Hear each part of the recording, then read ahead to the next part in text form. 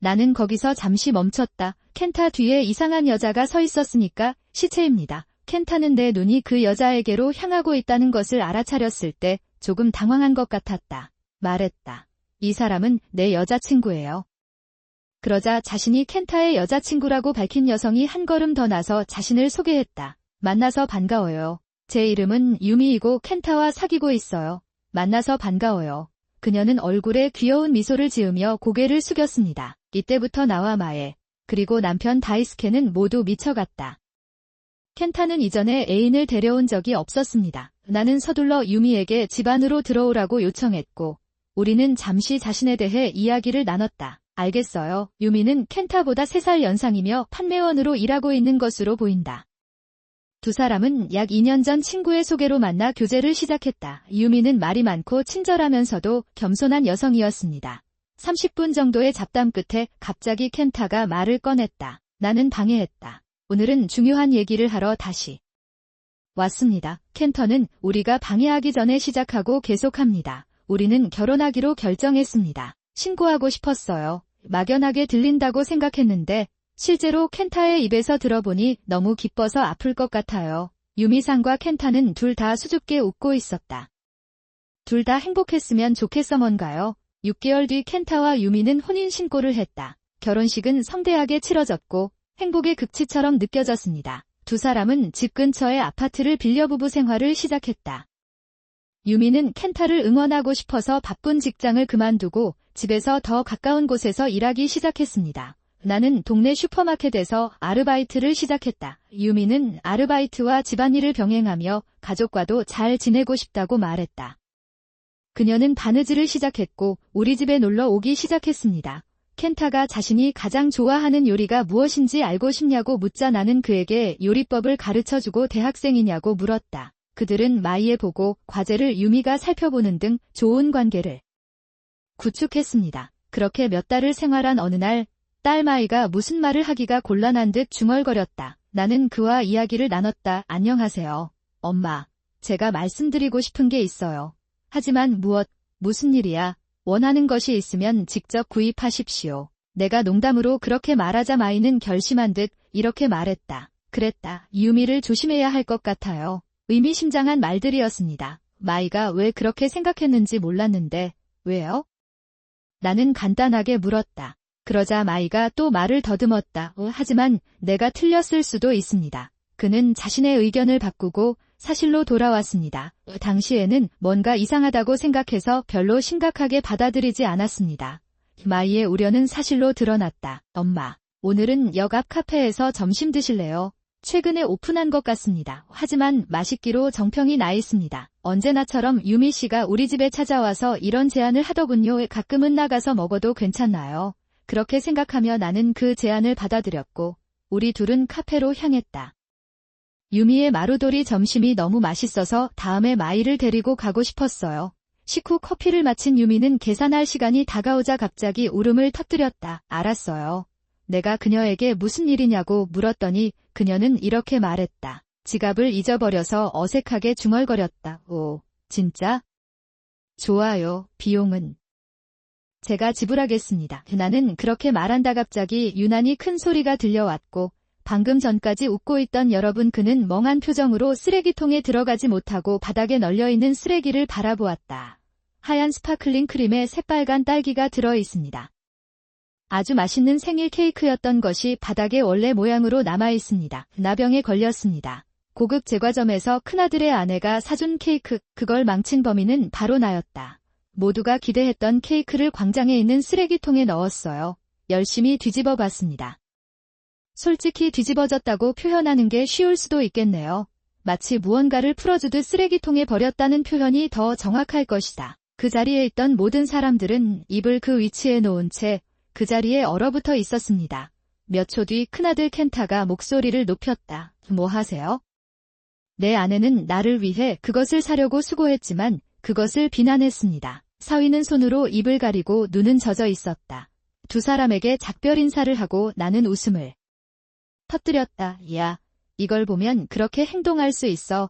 나는 바닥에 있는 물건을 주워 아들에게 보여주었습니다. 제 이름은 나오코입니다. 올해로 55세가 되는 평범한 신부다. 그녀는 교회의 집에서 남편 다이스케, 딸 마이와 함께 살고 있다. 또 다른 아이인 내 아들 켄터는 이미 독립하여 이웃 도시에서 혼자 살고 있다. 나는 그 중간에 있습니다.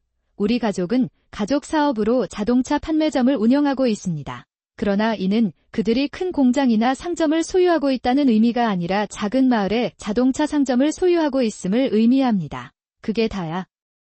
현재는 남편 다이스케와 제가 함께 사업을 운영하고 있지만 앞으로는 큰아들 켄이 사업을 운영하게 될 것입니다. 타에게 맡긴다는 얘기도 있다. 하지만 당원들 스스로는 그다지 열성적이지 않은 것 같습니다. 사실 내 여동생 마이가 더 관심을 갖고 있는 것 같고 대학을 졸업하면 내가 다음 순위가 될 것 같다. 나는 항상 그렇게 말합니다.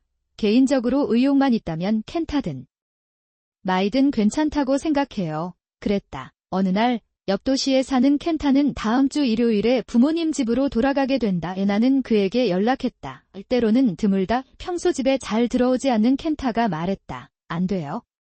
무슨 일이 있었냐고 물으니 할 얘기가 있으니 집에 있으라고만 했을 뿐 자세한 내용은 알려주지 않았다. 나한테는 말을 안 했어요. 맨날 그 얘기를 하면 반쯤 웃긴 표정으로 기거 결혼 발표 아니야? 라고 묻더군요. 그것은 보였다. 다이스케에 관해서는 그는 단지고 그래라고 말했습니다. 약속의 날을 앞둔 며칠 동안 저는 말로 표현할 수 없는 감동을 느꼈습니다. 나는 그곳에서 시간을 보냈다. 그리고 일요일 저녁 켄타는 약속대로 집으로 돌아왔습니다. 엄마, 나 집에 왔어요. 갑자기 죄송해요. 켄타는 여동생이 가장 좋아하는 일본 과자 가게에서 딸기 찹쌀떡을 나눠주면서 말했습니다. 괜찮아, 집에 가세요. 오늘 저녁은 유미가 고급 제과점에서 생일 케이크를 사줬어요. 이해해볼까요? 유미 씨도 자르는 걸 도와드릴게요. 내 요청에 유미는 웃으며 고개를 저었다. 아니, 오늘은 엄마가 주인공이에요. 이것이 당신의 역할이므로 앉으십시오. 그러자 그녀는 케이크를 자르고 내 앞에 유난히 큰 조각을 놓았습니다. 하얀 스파클링 크림에 밝은 빨간 딸기, 아주 맛있어 보이는 케이크네요. 나는 곧바로 케이크가 담긴 접시를 집어들고 근처 쓰레기통에 버렸어요. 모두가 비명을 지르는 것 같았지만 이내 그 자리에 얼어붙었다. 그 직후 켄타가 소리쳤다. 뭐 하세요? 유미 씨가 수고해서 저를 위해 사줬어요. 유미에게 사과하세요. 그러자 다이스케도 나에게 소리를 지르기 시작했다. 그렇죠. 결혼하는 거죠. 바보 같은 행동은 그만하세요. 켄타와 다이스케가 말로 나를 비난했다. 유미상은 손으로 입을 가리고 눈을 감았다. 그것은 나를 행복하게 만들고 있습니다. 마이와라고 하면 멍한 표정으로 결과만 지켜보는 것 같다. 결혼하는 것은 어떻습니까? 나는 하지 않았다. 켄타, 이거 못 봤어? 켄타에게 화난 모습을 보여줬어요. 그러자 분노로 새빨개졌던 그의 얼굴은 이내 두려움으로 변했다. 켄타에게 보여준 것은 유미의 블로그였다. 마이가 얼마 전에 이걸 발견했어요. 유미 블로그 이름을 흐리게 처리해주세요. 있지만 개인정보는 가족, 지인 등이 볼 수 있는 범위 내에서 게시되었습니다. 켄타와 유미 씨가 결혼하는 날부터 그 집은 내 집이 될 거예요. 지보와 기부가 방해를 한다. 대통령 부인이 되는 게 최고죠. 그 집의 여자는 나 혼자인 것도 괜찮아. 모든 남자는 내 것이고 끔찍한 말이 너무 많습니다. 그것은 쓰여 있었습니다. 오늘 생일 파티에 대한 메모도 있었습니다. 유미가 생일 케이크를 가지고 있어요. 수호를 미리 준비해 놓은 것 같아서 그 부분만 먹게 됐다. 성게를 찾고 있었어요. 그 케이크가 나쁘다고 말하는 사람은 나뿐이어서 아내인 내가 그것을 샀다. 그런 거니까 나쁜 거냐고 거짓말도 하고 울기도 하고 속이려고도 했어요. 그런데 유미님의 블로그를 알게 된 이후로 자주 찾아보기 시작했어요. 이 계획은 좌절되었습니다. 그러자 눈이 촉촉이 젖어있던 유미 씨는 이내 불안해지기 시작했습니다. 아니요. 그렇지 않습니다. 그건 약간의 장난이었어요. 아니, 오히려 깜짝 놀랐어요. 엄마, 선생님께 기억에 남는 생일 파티를 만들고 싶었어요. 아, 내 말은 이 블로그가 내 블로그라는 증거가 없다는 거죠. 그냥 상황이 단지 그들이 비슷해 보이기 때문입니다. 그렇구나. 켄트 유미상은 여러 가지 핑계를 대며 켄타를 향해 달려간다. 어떻게 자기 자신을 감추려고 하는 것 같습니다. 하지만 켄타는 분노를 유미에게로 돌렸다. 도장에 가려져 있는데 아무리 봐도 이 셀카는 아마 유미일 겁니다. 당신 아마 차고에서 차를 운전하고 있는 줄 알았어요. 남자들은 다 내 거란 말이야. 켄타는 유미상의 어깨를 잡고 그녀를 앞뒤로 흔들면서 질문했습니다. 그런 다음엔지 다이스케가 끼어들었다. 그만 좀 하는 게 어때? 유미에게도 무슨 일이 있었나 봐요. 나오코도 켄타야 당신은 다른 사람을 공격할 만큼 어른인가요? 성격이 다른 다이스케가 자신을 위해 목을 내밀다니 믿을 수 없다. 내가 말다툼을 하려던 순간 마이의 손이 내 오른팔을 잡았다. 그리고 켄타 팔마이도 같은 방법으로 그것을 잡습니다. 둘 다 너무 뜨거워집니다. 밖에서는 진정하자 원하는 소리도 내지 않고 곧장 현관문으로 달려가며 말했다. 문을 힘차게 열어라. 그리고 유미사는 미안하다는 듯 어깨를 으쓱했다. 잘 먹었습니다. 나는 고개를 숙였습니다. 인간으로서 사물을 잊어버리는 것은 정상적인 일입니다. 그렇게 생각했지만 이런 일이 계속해서 일어났습니다. 그 결과 점심값은 물론이고 화장품, 생활용품까지 돈을 내야 했습니다. 그들은 구석에 갇혔습니다. 나중에 미리 지불한 금액을 달라고 했지만 내 월급보다 적어서 다음 사람이 됐다. 계속 돈을 내겠다는 핑계를 댔지만 한 번도 돈을 받지 못했다. 유미 씨의 미친 행동에 대응하여 나는 켄타에게 유미 씨의 행동에 대해 처벌해달라고 요청했습니다. 나는 물었다. 하지만 켄타는 유미에게 집착한다. 그는 방금 지갑에서 만엔짜리 지폐 몇 장을 꺼내서 내가 지불하겠다고 말하면서 나에게 건네주었다. 보냈다. 마이는 그날 클럽 술자리에 갈 예정이어서 나는 저녁은 필요 없다고 말하고 밖으로 나간다. 게다가 다이스케는 동료들과 술자리를 하기로 했다고도 했다. 그래서 오랜만에 혼자 저녁을 즐기기 위해 정성껏 식사를 준비하고 있었습니다. 곧 완료될 예정입니다. 그때였습니다. 현관문이 열리고 복도를 달려가는 소리가 울려 퍼진다. 거실로 뛰어들어 그것을 할 수 있었던 것은 마이였습니다. 무슨 일이야? 그렇게 서두르니 게다가 오늘은 술자리가 있겠네요. 내가 묻는 말에 마이는 스마트폰을 내 앞으로 내밀었다. 이봐. 이것 좀 봐.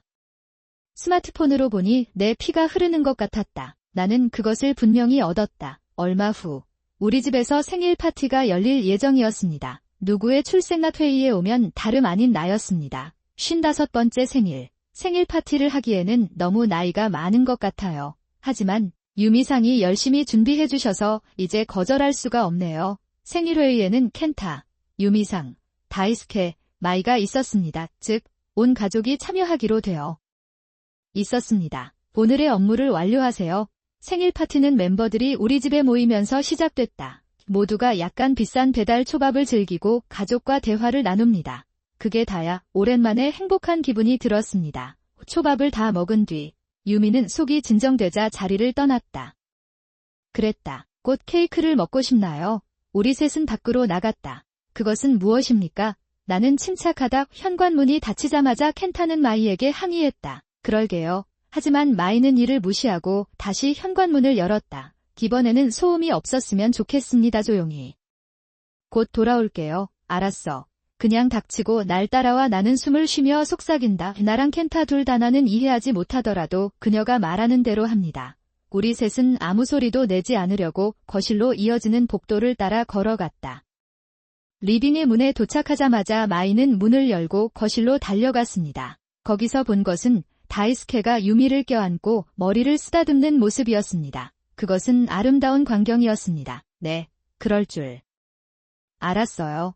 하지만 직접 보는 건 정말 최악이에요. 마이가 토한다. 그것이 내가 말한 것입니다. 분명히 유미는 지난 몇 달 동안 다이스케와 바람을 피워왔습니다. 이 예의 내용은 블로그에도 적혀 있어서 마이와 나도 알고 있었다.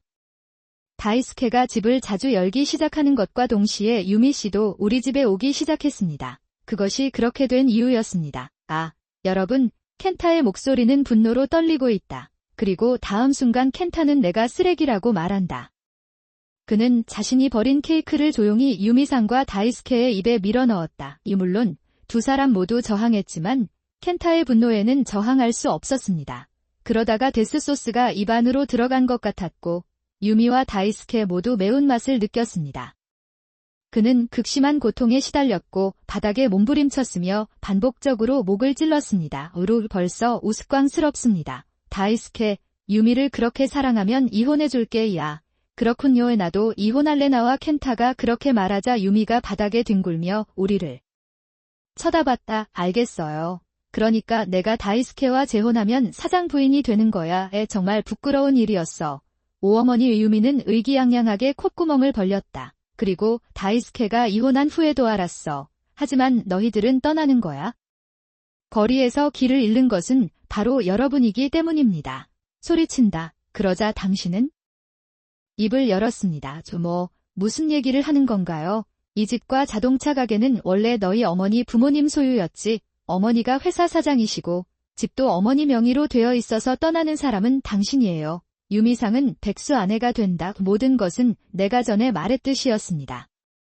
유미 씨의 얼굴이 창백해졌습니다. 대형 슈케도 방금 생각난 듯 놀란 표정을 지었다. 아무래도 유미는 자신의 가족이 자동차 가게를 운영하고 있고 사장은 남자인 다이스케라는 이야기를 들은 것 같다. 제가 그걸 오해한 것 같습니다. 나는 한숨을 쉬지 않을 수 없었다. 그렇다면 유미는 거짓말을 하고 있는 것이다. 나는 반쯤 울면서 물었다. 나는 간다. 나는 가슴을 펴고 대답했다. 내 아이들과 이 집과 자동차 가게는 내 것이고 내 보물이다. 나는 당신에게 아무것도 주지 않을 것입니다. 아니요. 3일 후 켄타와 나는 관공서에 이혼 서류를 제출할 수 있었습니다. 혼외정사에 대한 의사의 진료비를 청구하지 않는 대가로 당일 퇴원하기로 그녀와 협상했기 때문이다. 눈 깜짝할 사이에 다이스케는 살 곳도 없는 백수 노인이 되었다. 당연히 유미는 다이스케에게 등을 돌리고 곧바로 친가로 도망쳤다. 하지만 켄타는 이미 친정의 상황을 설명한 뒤였다. 유미는 이전에도 남자들과 트러블을 일으켰던 것 같은데 결국 친가에 실망하게 됐다. 나는 너무 감동받았다. 지금은 어느 도시에서 생계를 유지하고 있는 것 같다. 그녀는 자신이 꿈꾸던 회사 사장의 아내가 되지 못해 답답함을 많이 느꼈을 것이다. 그 사람이 무슨 짓을 했는지 반성해줬으면 좋겠다. 반면 우리 가족은 이번 일을 계기로 유대감이 더욱 돈독해졌고 셋이 함께 가업을 이어나가고 있습니다. 나는 그것을 보호하기로 결정했습니다. 켄타는 자신의 후계자가 된다는 생각을 견딜 수 없었지만 마음속에 품고 있던 것이 있었습니다.